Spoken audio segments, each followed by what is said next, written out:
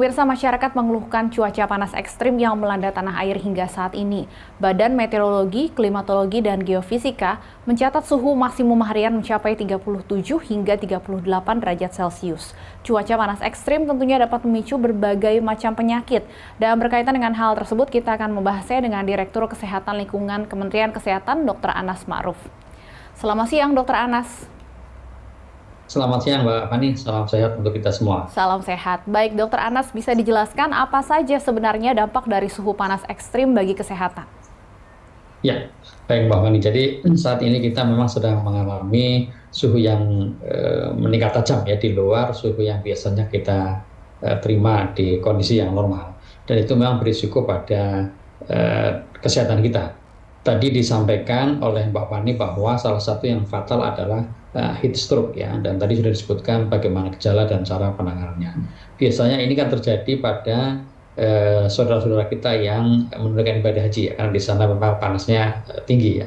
Tetapi saat ini ternyata di sekitar kita sudah banyak yang daerah-daerah karena situasi perubahan iklim yang kemudian suhunya tinggi.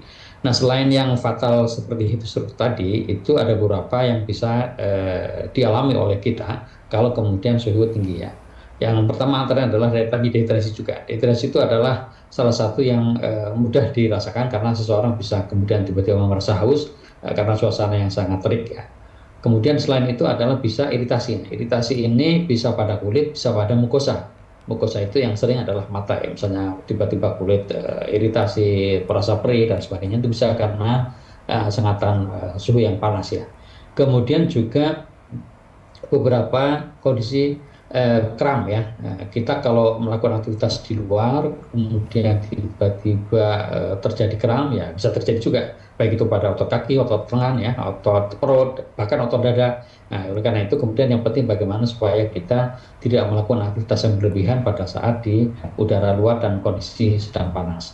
Nah, di samping itu beberapa hal juga perlu kita waspadai dalam situasi suhu yang ekstrim ini. Selain beberapa tadi kondisi langsung yang bisa dirasakan oleh masyarakat ya, kita juga penting memperhatikan beberapa penyakit yang relatif bisa muncul karena situasi iklim yang berubah ya. Misalnya adalah terkait dengan penyakit pernapasan ya, karena biasanya kering ini kan juga bisa ada debu, ada asap, termasuk asap dari kebakaran hutan ya. Dan juga yang saat kita alami yaitu emisi dari misalnya kendaraan bermotor atau industri. Nah, penyakit pernapasan ini perlu kita waspadai. Seperti kita sudah ketahui bersama antara lain ISPA atau infeksi saluran pernafasan akut ya, kemudian pneumonia, PPOK, asma, sampai termasuk adalah risiko kanker paru kalau seandainya kelanjutan. Nah, selain itu juga ada beberapa penyakit menular ya perlu kita waspadai ini. Biasanya karena terkait suasana yang berubah seperti penyakit tular vektor seperti malaria, demam berdarah, diare, ini juga perlu kita waspadai terkait dengan perubahan iklim yang saat ini sedang kita hadapi bersama. Demikian Mbak Fani. Apakah ada orang-orang yang bisa terdampak lebih buruk begitu Dok dengan adanya suhu panas terik ini? Iya. Nah, ini tentu terutama pada kelompok-kelompok yang rentan ya. Tadi disebutkan juga oleh Mbak Fani bahwa kelompok usia lanjut, kemudian juga anak-anak terutama di bawah 2 tahun dan termasuk kelompok bayi, ini yang rentan ya. Juga pada saudara-saudara kita yang punya kerentanan tertentu. Ya, baik itu sedang mengalami penyakit yang kronis atau katastrofik ya. Kemudian juga kelompok yang mengalami misalnya autoimun. Ini tentu punya kerentanan tersendiri, di mana dalam kondisi yang kurang bersahabat, maka akan lebih mudah kemudian terkena dampak buruk kesehatannya. Demikian Mbak Fani. Baik, apa kemudian tips bagi masyarakat untuk mencegah timbulnya penyakit-penyakit yang Anda sebutkan tadi akibat dampak cuaca panas? Ya, tadi sebagian besar sudah disampaikan oleh Mbak Fani ya, dan itu memang perlu dilakukan oleh masyarakat. Jadi kita sendiri melakukan beberapa hal. Yang pertama adalah bagaimana meningkatkan kesadaran masyarakat bahwa suasana atau situasi lingkungan sedang tidak sehat ya, sehingga ini harus kita melakukan upaya-upaya pencegahan.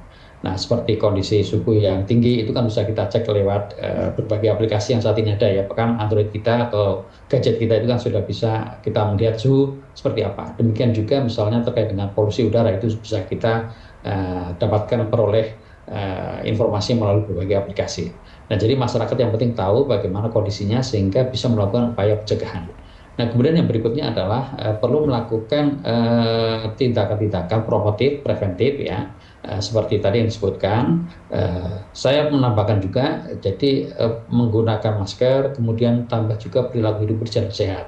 Karena tadi sekali lagi penyakit menular, penyakit-penyakit yang berbasis lingkungan bisa muncul di sekitar kita akibat perilaku yang tidak higien dan saniter ya, perilaku yang tidak bersih dan sehat. Ini juga penting kita lakukan.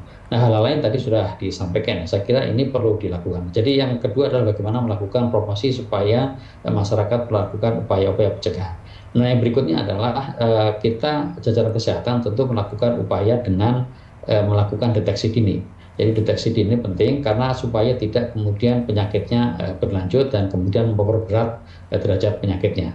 Di samping itu tentu surveillance atau pengamatan terus-menerus terkait dengan beberapa penyakit yang bisa berpotensi muncul akibat suhu yang tidak bersahabat ini, itu kita lakukan ya. Jadi penyakit-penyakit terkait pernafasan, penyakit menular, penyakit lainnya yang berbasis lingkungan itu kita pantau betul, sehingga kalau ada terjadi peningkatan langsung menjadi sebagai alarm ya, bahwa harus dilakukan upaya-upaya yang komprehensif sehingga tidak menyebar dan meluas. Kita punya sistem laporan harian ya, baik itu penyakit seperti tadi pernapasan, termasuk DBD, dan penyakit menular lain yang potensi KLB dan wabah, itu kita punya laporan harian. Sehingga kalau ada terjadi peningkatan, langsung sebagai feedback dan alarm supaya kita melakukan upaya-upaya yang berkesinambungan. Dan yang ketiga adalah yang penting adalah bagaimana menyiapkan fasilitas kesehatan, ya, baik itu terkait dengan obat, alat kesehatan maupun juga SDM-nya. Demikian Mbak Fani. Baik, jadi selain menjaga tubuh tetap terhidrasi, juga diimbau untuk menggunakan masker ya di tengah suhu panas ini. Yeah.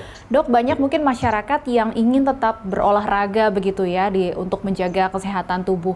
Sebenarnya disarankan atau tidak sih kemudian untuk berolahraga di luar ruangan di tengah cuaca panas seperti ini? Dan mungkin apa tipsnya untuk masyarakat yang tetap ingin berolahraga walaupun saat ini cuacanya bisa dikatakan tadi ada sampaikan cukup ekstrim begitu ya suhu panasnya?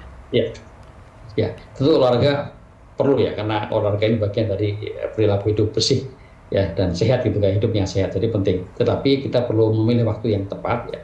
Biasanya kalau panas tinggi itu kan di antara jam 11 sampai jam 15 ya, jam 11 siang sampai jam 3 sore gitu. Nah, itu hindarkanlah untuk berolahraga. Tetapi waktu-waktu pagi dan sore itu silakan. Nah, di samping itu tentu sekali lagi melihat ya, karena selain suhu juga tadi ancaman polusi udara, baik itu karena emisi debu maupun juga asap, ini juga perlu diperhatikan. Nah, tentu olahraga sangat penting, masih dibutuhkan, sehingga kita perlu cari tempat yang sesuai, demikian juga waktu yang sesuai, sehingga olahraga ini bermanfaat bagi kita, tidak menjadi justru faktor risiko bagi kita. Demikian Mbak Fani. Baik, jadi memilih waktu berolahraganya sebaiknya di pagi dan sore hari begitu ya, dan memilih tempat-tempat atau lokasi yang kalau bisa polusinya lebih rendah dari tempat-tempat lain. Terima kasih Direktur Kesehatan Lingkungan Kemenkes Dr. Anas Ma'ruf sudah bergabung bersama kami di Berita Satu Siang. Selamat beraktivitas kembali, Dok.